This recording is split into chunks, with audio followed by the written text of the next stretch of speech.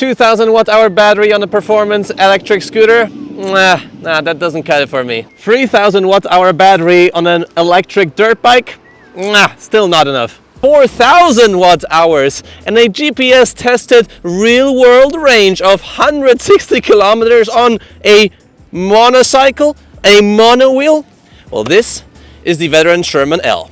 And today I'm gonna tell you all about it, but first I gotta climb this 40-degree wall. I mean, that's what I gotta do.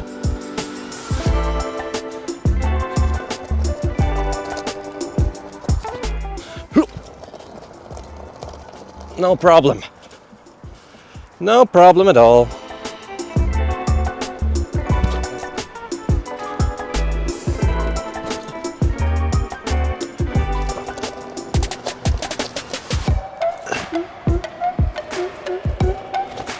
So if this is your first time tuning into the world of electric unicycles, well, you might be surprised by this performance because, well, it just has one wheel and it has no handlebars. How does it do that? How does it also, like, brake so well?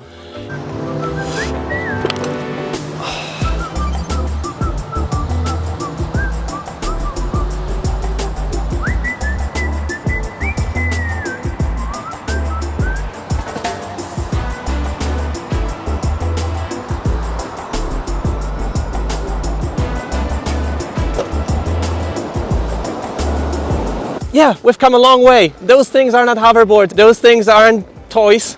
They're actual pretty solid machines, either for daily commuting or having fun off-road. So in today's video, I'm gonna tell you what I like and dislike about the Liebherr veteran Sherman-L.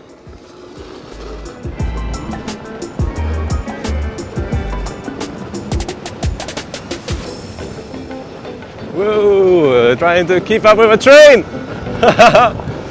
Look at that. Off-road speed. And first up, huge thanks to OneRide for providing me this wheel for testing purposes. Sadly, I can only make this sort of first impressions review with that wheel. I didn't get one from Liebherr directly. I'll talk a bit about my relations with that company a bit later. But nevertheless, I've put 500 kilometers on the clock. And if you want to buy a wheel like this or any other wheel in Europe, feel free to use my coupon code wrongway to get an additional 5% discount for your EUC needs at OneRide. Right, let's get into the wheel. So listen guys, initially I was actually quite hesitant on testing this wheel because it is quite heavy. It weighs 46.5 kilograms. And from my prior experience of testing the veteran Sherman S, which sort of this wheel is replacing, I was expecting quite a bit of difficulty when maneuvering this wheel around. But while it's still pretty heavy and chunky, I was actually surprised that it is still very manageable. And this is the biggest first upside for me. So why is it so manageable? Well, you get into the menu by pressing this button, and then you go into acceleration assist, which is very intuitively called THORA. No idea why they called it this way, but that's it. And then you press 5 times to unlock it. By default, it's on 0. And then you can put it all the way to 100. So what this does is that it creates a little bit of a dead zone in the wheel. You can see it moves around, shakes around front and back, which lets the weight of the wheel get into the direction where you're leaning. So this 46 kilograms leans with you, but then once it leans a little bit, then you have still the hard mode, so you get still plenty of control and torque in all situations. Now, if you're doing off-road, turn this off because you want to be in the hardest possible setting if you do jumps, inclines, and that's why I had it on 0. I had to put it on 0 for that incline that I did a minute ago. But with this acceleration assist feature, this wheel is just manageable, and quite possibly this is the most convenient long-range wheel out there, because not only is it the longest range wheel I tested, except for the Master Pro, which is a totally different league. It's a behemoth, it's a big wheel, it's a comfortable wheel, but you know, you don't take a Master Pro that easily inside. It's much heavier, more difficult to put into a train, into a car, etc., etc. But the difference in range was like so staggering compared to other wheels I tested in the past. So the EX20S had 140 kilometers GPS range, the Sherman Max I tested 130, and with this one, with a pretty high pace, like a pretty fast pace, I could do 160. It's literally insane. And all of that while still being quite a manageable wheel. I mean, yeah, that's pretty impressive. Ooh.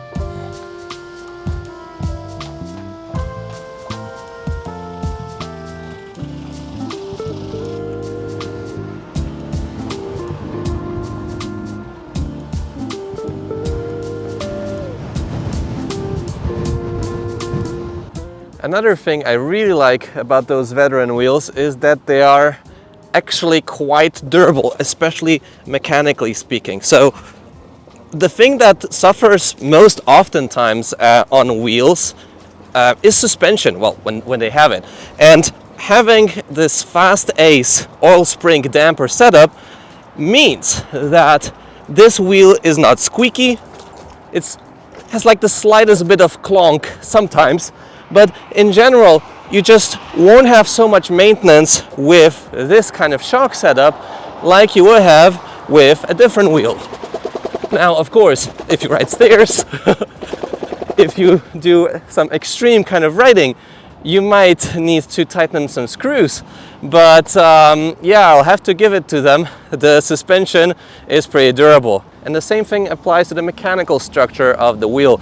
It's made out of a magnesium alloy. The light is durable, it won't get hit in the front because you have those nylon reinforced bumpers or nylon bumpers. You have a very sturdy kickstand in the back that is not so much in the way like on the Lynx. Another handle in the back, the top trolley handle, although not as accessible, you can actually open up with one hand. And then this is made out of metal. There's two covers here on the top protecting the motherboard. So yeah, I mean, I've tested quite a bit of veteran wheels, and starting from the Patton, then the Lynx, now the Sherman-L, I would say are pretty bulletproof wheels when it comes to the mechanical structure once again. Maybe the only thing to look out for is not to screw in those screws too tightly because the thread might break. That's what happened to me on the Lynx, and I believe it's the same material on the Sherman-L. So for taking the wheel apart and then back, it's a bit more nice to take a bigger wheel apart, but you still shouldn't have any major issues, especially if you just use the correct screws, because sometimes they have different lengths. Also, in terms of rain use, it does have an IP rating. I don't know if it's official, but I've been also riding the Lynx in the rain and also no issues, even with the bearing for 4,000 kilometers. So if this thing is anything like the Lynx, and it seems like it is very much so indeed, then yeah, this might be one of the most durable suspension wheels on the market. And dare I say, it has the most reachable, where is it, valve ever made on an electric unicycle. Look how easy this is to pump up. This looks so good. It's a tubeless setup, so you need to take care of the pressure. You don't want to ride it with too low pressure, otherwise, you know, it might just go out of its bead, but it shouldn't be. It shouldn't, because it's a pretty big beefy tire. But the valve is awesome, and my only worry is that if you get a flat tire, the tire might just like pop off, or you might just fall. That's something I never experienced because I never get flat tires on UCs anyway, and usually I have a tube setup. But with that said, that's just like something small to keep in mind. But the tire is great.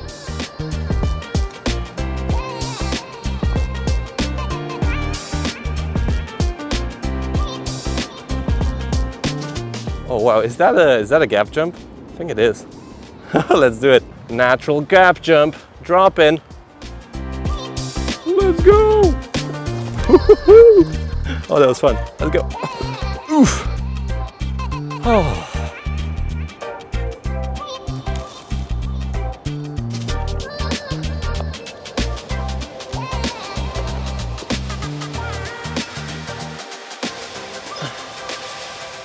We are at a pretty scenic vista here in Warsaw in Poland, and Now I'm going to tell you about the thing that I don't like so much about the Veteran Sherman-L, and that is the price. This wheel is extremely expensive at 4,200 euro. Now you might argue that yes, it has a big battery, yes, it has a lot of performance, it goes like 90 kilometers an hour, but at the same time you can get a lot of stuff for that amount of money, like a perfectly legal electric moped by New or some other company, or an electric dirt bike. Now I know that a lot of money goes into research and development of those things, but come on, this is like really expensive. Like, I don't think a wheel like this, with the amount of components it has, should be so pricey. And on top of that, it depends on the dealer, or the cooperation that Veteran has with the dealer, if you get some additional pads or not. So pads are an absolute must for this wheel, and I have those Nylon Oath kinetic pads, and I love them. I made myself a hyper huge brake pad. This is like custom with this pad in between, and this is the setup I'd be riding this wheel on. But what you get stock is usually either nothing or some sort of cheap pads that you can ride with, but probably you would want to upgrade. But I do like that the surface area here is flat for mounting your pads. Now you do get this tow hook as standard. This is an aftermarket one, also by Kinetic power pads, but you get one as stock. Not the biggest fan of it, because if you tighten them down too low, it might become dangerous and your foot might get stuck in one of those. So I typically like to have them a bit higher. What you also do not get stock is a seat. Now, because I was training with kettlebells so much lately, my butt itself became a pillow. So I'm pretty comfortable sitting on that wheel for a long time. I was sitting for a long time on my range test. But for a wheel that is so expensive, why is there no seat? Like, come on, Veteran, get your game up here. So while this wheel is pretty great and it charges quickly with the stock charger, well, how much is it actually? It's about, I guess, 4 to 5 hours. Not the quickest charging time, but still doable. And you get a smart BMS, you get plenty of software, you get studded foot plates, which are trash.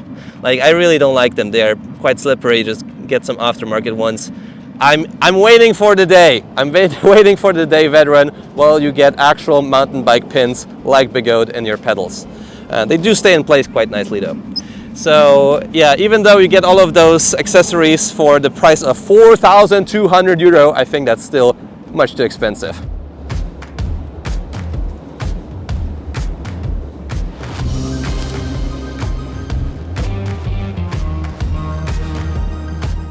Oh yeah, and while the wheel is pretty manageable for me, and I train quite a bit with my kettlebells, especially if you come off from it, it's quite tough to just, eat it around and put it in your car trunk or put it up wherever at a different height. So I would especially recommend this wheel if you are a heavier rider, because then you will benefit even more from the big battery size. You won't feel the weight of the wheel itself so much.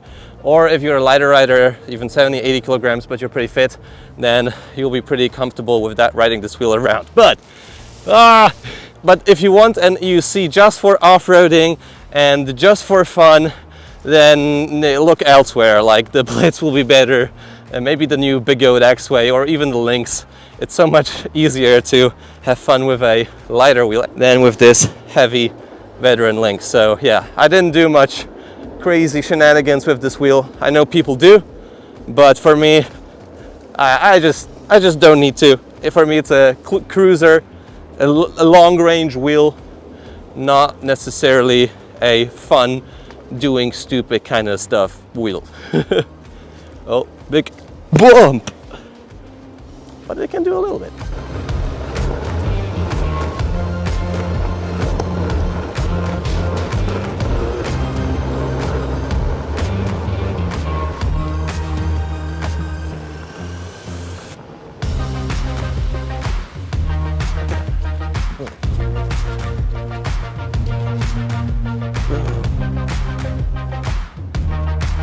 That looks so good. Look at that.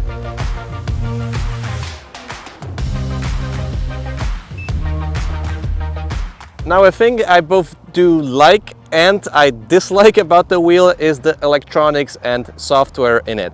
I do like it a lot because it's extremely powerful, it goes really fast, it has like plenty of headroom, and with the newest update that I sort of forced upon Leaper Kim, more on that later, it really feels unstoppable. It's extremely powerful. So I do like it for the power, I do like it for the acceleration assist, and I also do like it for extensive app features. So if you go into your Leaper Kim app, it doesn't look all that pro per se, it just looks pretty dated. Maybe they could update the design.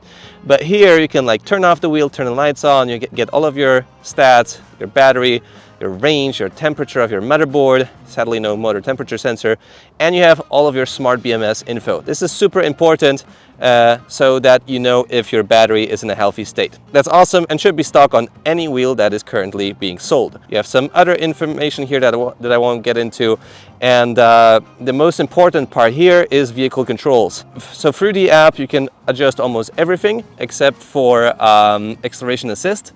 So you can adjust the angle of the wheel with decimal increments, super awesome. You can adjust how stiff the mode is, so how much the wheel sort of tilts when you are accelerating. I just leave it on 100 for best performance.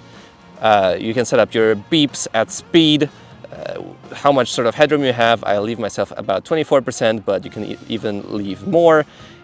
You know, backlight of the screen, your lateral cutoff angle so the wheel doesn't turn off if you go into a berm, loudness of the beeper, and very crucially also a limit to the max charge of the wheel. This was an initial issue of veteran wheels. They would tend to overcharge, but now you can set a limit on the max charge, which is awesome.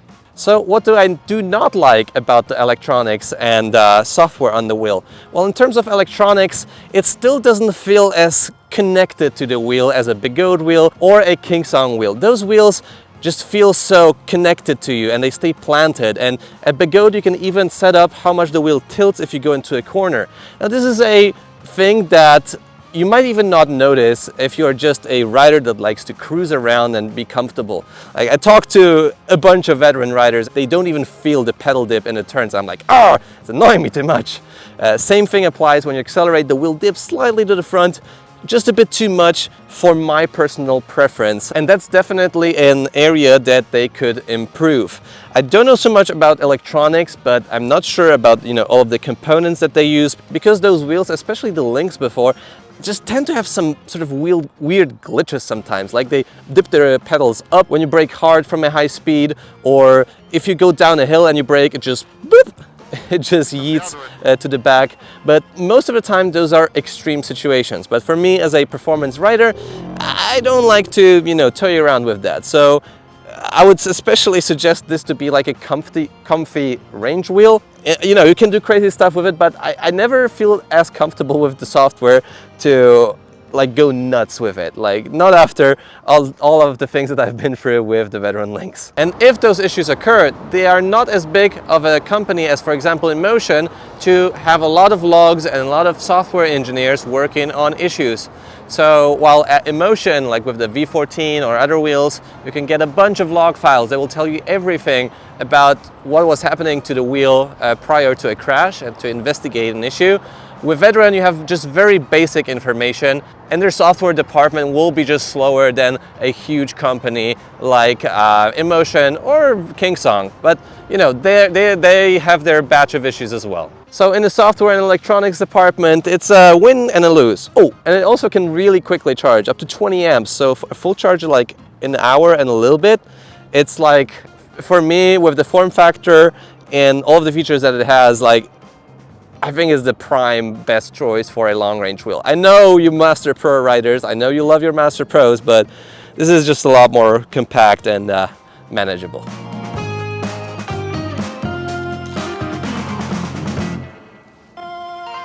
Another thing I really like about the Veteran Sherman-L is the ride. I think it's exactly what it should be. Now, small improvements to the software could be done, but in general, I drove for 100 kilometers without a brake and I wasn't like super tired.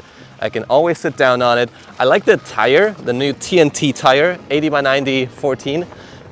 It's super predictable. It's lovely for seated riding. It can do like, you know, dirt trails like these. Once you get some sand, it gets more tough, it gets more difficult, but it's a very good all-around tire, and for most riders, it's a great choice. I wouldn't use the knobby for, you know, city riding and occasional off-roading. I like the suspension a lot. It's a very smooth setup. It's a very adjustable setup. You adjust it with those knobs that are under here. Let me see if I can take them off. So here you have your rebound setting, so how slowly the suspension goes to its sort of zero state. And here on the other side, you have the compression knob, so how firm sort of the suspension gets. And with both of those knobs, you can really dial in your ride well. Oh, let me just put it in. That's what she said. Now, even with the acceleration assist, it does feel, you know, a little sluggish because it's a heavy wheel. You need more force to just ride on it. But for what it is, and with the heavier weight compared to the Sherman-S, it's still a lot better. It's a lot more predictable. It still has, I guess, a little bit of chassis flex, but I don't notice it all that much because I don't corner so hard and I don't need the super precision on such a heavy wheel. The biggest area of improvement in the ride category would be the suspension travel for me. I have an ET Max that I'll do a review about as well, and there I have 130 millimeters of travel, and let me tell you, this is a bouncy toy compared to the ET Max. The ET Max is like a little bit less, like the suspension doesn't react as quickly per se as the Veteran Sherman-L, but the travel, it just eats up bumps, and it's like that. If there's one thing that I could wish for in a future Veteran wheel is more suspension travel. Give me like 120, 130 millimeters, 140 millimeters, and then we would be in for the most comfortable EUC ever made. The ride is very predictable, the tire feels great, I don't get any wobbles, I can ride seated comfortably, I can ride standing up comfortably. I need more force for braking and accelerating, but the ride is just phenomenal. Like, if you need a long range wheel, this is it.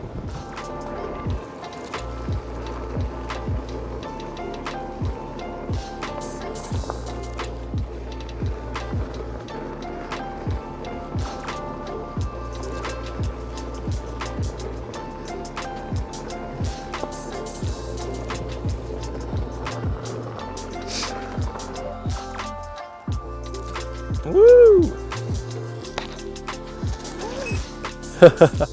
Let's dig it in. Done. So now let me say about two more things that I don't like about the Veteran Sherman-L.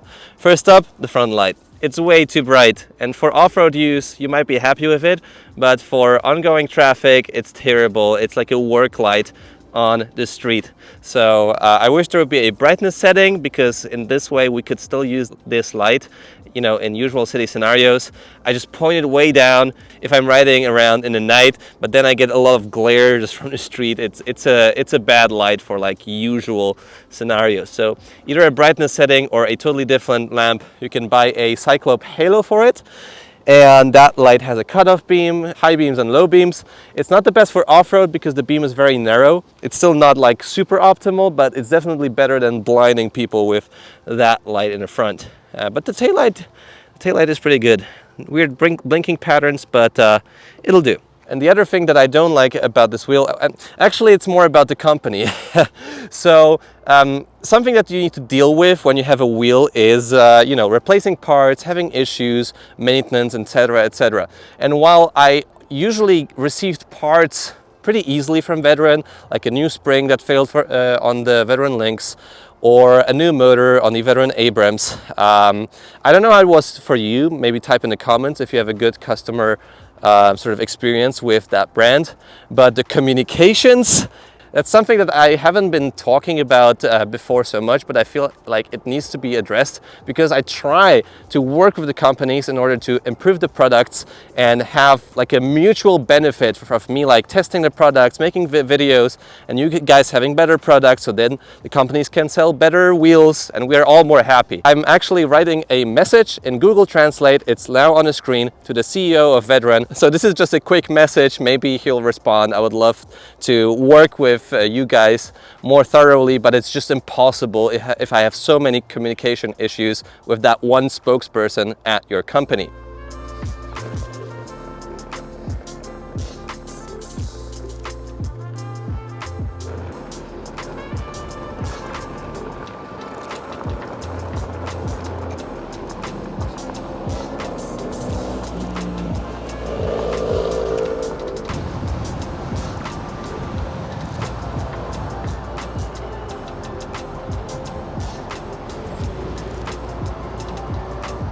Another great safety feature is the Hall sensor-less riding mode. If you don't know what that is, well, essentially from the motor there is two kinds of wires coming out. One kind is the phase wires, which are just for the pure power, and the second ones are the Hall sensor wires. So if the sensors themselves or the cable would be damaged, which, you know, in a bad situation could happen, the wheel will not just stop balancing, it will keep on riding. So like the biggest fear of, you know, sensors malfunctioning, which is a huge fear factor for, you know, riders that ride on one wheel where you don't have any backup. So if there's a Hall sensor failure or a failure of the wires, then the wheel would notify you. It will keep on riding. You can just, you know, put it into a trunk and get back home, or even ride it home with this Hall sensor less mode enabled. It's a lot slower then, but that's reasonable.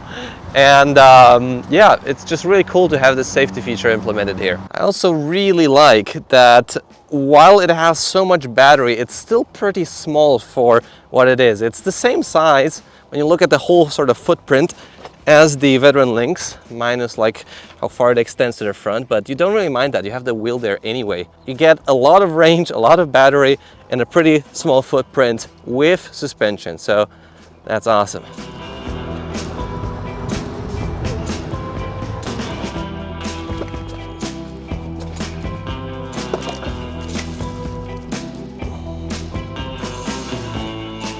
So in conclusion, I was not prepared to like this wheel so much, but for long range rides, never worrying about the state of the battery and a very quick charge and a comfortable ride, the Sherman-L really surprised me a lot. And while there is some components that could be better, like the foot plates, the front light, and you know, the trolley handle could be just like a bit easier to take up, but you know, it's doable. It has a lot of things going for it, even at the steep price of over 4,000 euro. Oh, and actually the mudguard is pretty solid as well. Look how long it is. So if you're looking for a long-range wheel that will stay good for a long time, I think that the Veteran Sherman is a pretty solid choice for you, especially if you're a heavier rider or someone that goes to the gym frequently. If you want to have just something to commute pretty close in the city, you're a lighter rider, you don't want to deal with the 46 kilograms of that wheel, you want to have something more swift, more energetic, something that brakes better, accelerates better, then I would suggest looking elsewhere. And with that said, this concludes my adventure with the Veteran Sherman-L for now. Lovely screen with all the settings, odometer, blah, blah, blah, all of the settings. And if you're still here, leave a like on the video, subscribe to see more content like this. I'll see you in the next video.